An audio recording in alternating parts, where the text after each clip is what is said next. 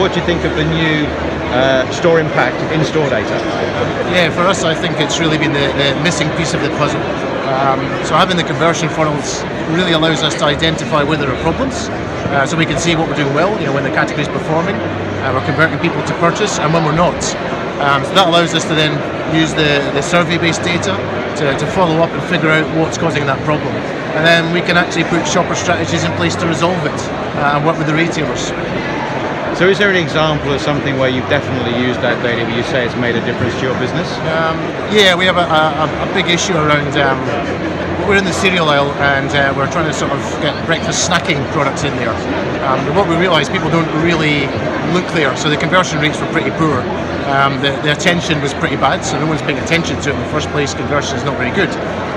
Subsequent sort of follow-ups meant we could find out that really people don't look there for snacks. If you want a snack, you go to the snack aisle. So our issue is location.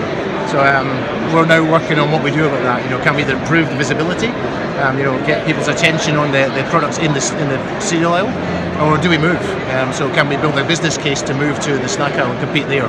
So hopefully that will allow us to grow much faster in what's a potentially high growth category for us. You've got lots of data as a business, and a lot of people we talk to at shows like this would think we've got loads and loads of data, why do we need more data? I mean, is it a challenge when you're just bringing more data into the business, and how do you overcome that? Yeah, I think that's true, but I think the advantage of the conversion funnels, the observational stuff, is that helps identify the problem. And then where to some extent the interviews do that as well, but it's really good to look at those conversion funnels. For marketing people, they always look at the brand tracking and look at the conversion funnel there, from awareness to interest to desire, whatever. So it's just the same thing for shopper marketing. It just gives them a way to identify which bits of the data they need to use. So it's always good to have that large pool of data. You just don't need to use all of it all the time. So identify the problem, and then you can figure out which other pieces of data you need to pull in from the shopper intelligence database. And that allows us to go into the retailer with a fairly tight story. I mean, we wouldn't go in and show them the whole deck. We would pick and choose the slides that we need to make our points. But there are slides that are available to them as well. So again, the advantage of a syndicated source is it's not our bespoke analysis. It's a syndicated data source that they can see. So we're talking with the same data set. And as I say, we would probably take in 4 or 5 slides, not 50.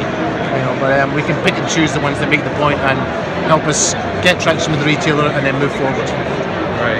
And can you tell me a bit about yourself, your job, and your background, how you came to be in that job? Just because we don't know you very well from over here. I know the guys in New Zealand know you well, but I don't. So I originally started at Argos in the UK, actually, working in their sort of marketing services team, as it was those days. Then I worked at Research International. Then moved to Australia with Research International. Worked for them there.